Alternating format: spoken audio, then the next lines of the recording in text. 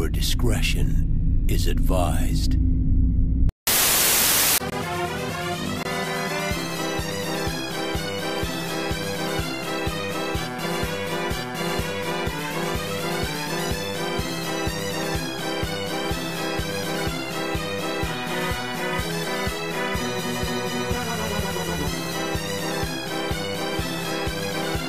With the 4th pick in the 2022 NBA Draft, the Sacramento Kings select Keegan Murray from the University of Iowa. The 5th pick in the 2022 NBA Draft, the Detroit Pistons select Jaden Ivey from Purdue University. You reap what you sow, partner.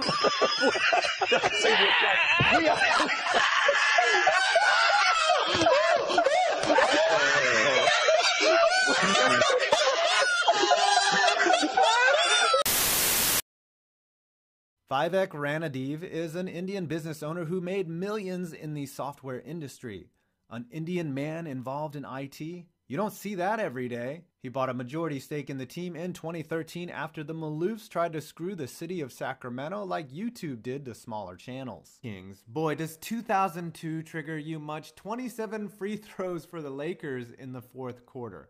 Don't tell me it wasn't rigged. It was rigged like the Special Olympics. And you've pretty much been terrible since the one chance you had to win it all evaporated like the saliva in Dick Bavetta's whip. Dear Sacramento Kings, I guess trading really isn't your thing. In exchange for us, you got Alex Oriaki, Gravis Vasquez, a hobbled Tyreek Evans, and Buddy Hield's teeth. Sincerely, Hassan Whiteside, Isaiah Thomas, and Boogie Cousins. I put a heavy emphasis on championships. A weight of 20 points for winning just one should have kept a team with a ring off this list. However, as a balance to that, I added in a negative score for how long ago that championship occurred. And if you are the Kings, your one measly ring came back when smoking pretty much happened everywhere and overt racism were actually a thing. Back in 1951, the Kings were the Rochester Royals, so including that championship, they have had 71 seasons that have earned only 29 playoff appearances, 0 finals appearances, and what really hurt is the active 67-year championship drought, the longest in the NBA. And their only chance to really win one in 2002, the league was like, nah. The Kings don't have the worst blowout in history, but the Warriors did take them behind the woodshed in 1991. Chris Mullin dropped 32, Victor Alexander 28 points and 16 boards off the bench, and Sarunas Maciolonis had 27 points and 6 dimes. Spud Webb played 16 minutes and only scored 6 points as the Kings came up short. Very, very short. I wanna talk to Slamson. Fly me to the moon like that bitch Alice Cramden. Doctor said I need a backiotomy. Did I say I wasn't gonna sing? That doesn't include rapping. Poor Slamson looks like an old noble lion who is dying in a Jim Henson movie and must pass on his wisdom to a young, selfish cub. Either that or Eric Stoltz from The Mask. Replacing Sleep Train Arena, yes, that's what it was called. The Golden One Center might have an even worse name than that. The building is one of the most technologically advanced in the league with huge solar panels on the roof that power most of the building. It's good to know Sacramento has such a nice arena now if the team could just not suck so bad. Known for getting cheated out of a trip to the finals, the Kings got nabbed for tampering back in 2013. And just like in 2002, this was some bullshit. Then coach Mike Malone stated to reporters that Chris Paul would look good in a Kings uniform, and the team got fined. Meanwhile, the players probably have servers on Discord discussing where they will play next. Said that I didn't care about the majority of the NBA. I kinda lied. There are a couple of other teams that are great at bringing the laughs and incompetence, and it happens that a gold mine is here in the city of Sacramento, California.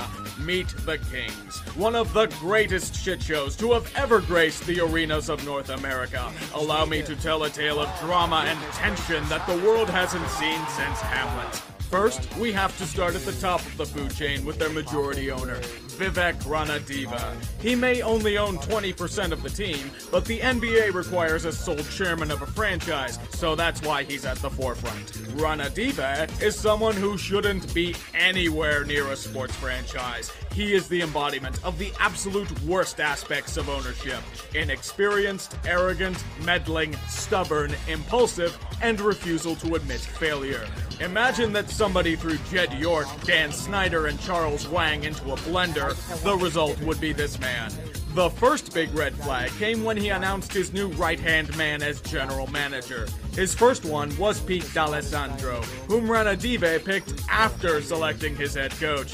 Safe to say, D'Alessandro's tenure was a complete train wreck. The dude spent more time sniping and slandering ownership, coaches, and the players than he did building a franchise. His last year in office was a franchise-scale Sarbamba. The Kings got off to a decent start, but DeMarcus Cousins got injured and the Kings struggled for a bit. What do you do in this situation? Fire the head coach, of course. It's totally his fault that players are injured and we have no depth. This is when the drama gets juicy. The Kings, at the behest of Ranadive, then hired George Karl, who was already deep into the old man yells at cloud stage of his career. Karl and the team meshed together as well as water and electricity. It got so messy that team executive Chris Mullin left to coach at his alma mater. It was goddamn shithouse. When his decisions failed and he knew the writing was on the wall, Pete opened his golden parachute and fucked off back to Denver to rejoin the Nuggets. Fans celebrated the move, but then they realized this is the Kings. For Ranadive's next right-hand man, did he pick a veteran or rising star in the executive world? Foolish optimism. He picked Vlade fucking Divac, a man with next to no experience in any front office capacity. The secretary would have been more qualified to be GM than Divac, but he was chosen because he was a popular Kings player 15 years ago, and they turn out to be such great executives as well.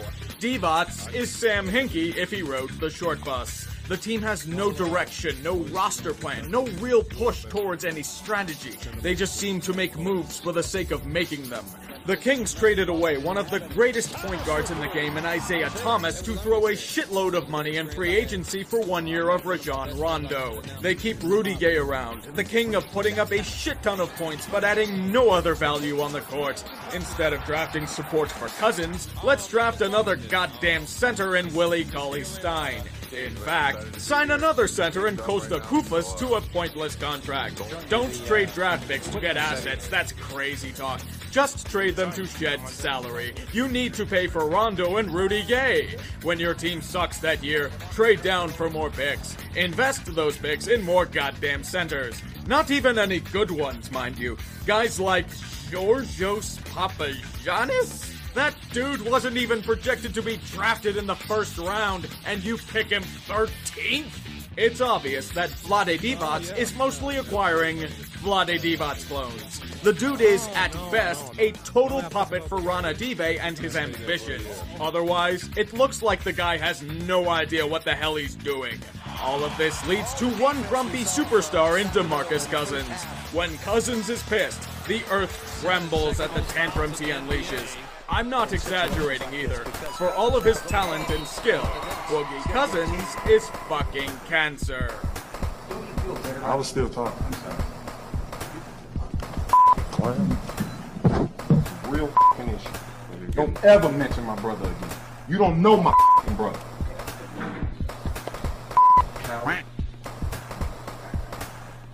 You say whatever the you want to say about me, but don't mention my motherfucking family. There's a good reason that Cousins is considered to be one of the most toxic players in the league. The man is a total powder keg. You have no idea why he's going to blow up to begin with. Cousins is so moody that his penchant for taking off plays is a notorious part of his game. Boogie has been through 6 head coaches in 7 years with the Kings, and the strong majority of them have butted heads with the player. His feud with George Karl merely epitomized what a total clown show this team had become. Karl would bash Cousins to the media. Cousins would lambast Karl to the media. Karl and Cousins would argue during timeouts. Cousins would yell at Karl in the locker room. It well as everyone expected it to. Very poorly. Things have definitely simmered down a bit since Karl has left, But Cousins is still as unhappy as ever, and with all of his technical fouls and malcontent, he'll probably be out of this horrific car crash of a franchise sooner rather than later. Ranadive and D-Bots, however, they're probably staying put. The Kings are still profitable, even after all of the drama and losing, and the NBA simply can't tell Vivek to fuck off unless he does something totally egregious. Ranadive didn't poo in the loo. He just continuously shat all over a franchise. Maybe Kings fans would have preferred them to move in hindsight. At Sacramento, you had to make this deal just before I released my video on you. You truly are a shit show. This whole thing has Ranadive's fingerprints all over it. Several weeks ago, Vlade Divac made declarations that DeMarcus Cousins was not going to be traded. He was going to be the face of the Kings franchise for years to come. Cousins actually wanted to stay in Sacramento. For as much of a head case as he is, you cannot deny his talent. If he kept his temper under control, he could become one of the best players in the game. In Kings fashion, they fucked it up. They waited way too goddamn long to trade him and cashed in for pennies on the dollar. They apparently had much better offers on the table from the likes of the Phoenix Suns, but the Kings apparently got a hard-on from Buddy Hield, who at first glance looks eerily similar to Nick Stauskas, and they make an impulsive GTFO trade with the Pelicans. You also get a first-round pick this year. Yay. The rest are goddamn throwaways. You also get a second-round pick, a guy you are going to put on waivers, and a former King who will be a free agent at the end of the year. The Nuggets got more of a haul for Timofey Mozgov. You were on the fringes of playoff contention, yet you decided now is the time to tank. In Kings fashion, they fucked it up. The Pelicans pick is probably going to decrease in value now that Cousins is joining forces with the ultimate unibrow in Anthony Davis. The Kings will probably get to keep their pick instead of giving it to the Chicago Bulls, but oh wait, the 76ers have the ability to swap draft picks with you this year. So if you completely collapse and the 76ers get Embiid and Simmons part, you're fucked. And what a surprise, they get another pick from you as well. 2018's pick is top 10 protected, but the 2019 pick is unprotected. I'll let you make your own conclusions. If I'm a Sixers fan, I'm jumping for motherfucking joy right now. Vlade trusts the process more than Sam Hinkie could ever imagine. And you did it all for 1 year of Rajon Rondo. Was it worth it, guys? All to completely jackknife the organization for years to come. The Pelicans are definitely taking a huge risk here, but they at least have promise in the short-term future. The clown show that is the Kings? You're just fucked 6 ways from Sunday. The only certainty for them are vacant seats at their new arena. What a shit show.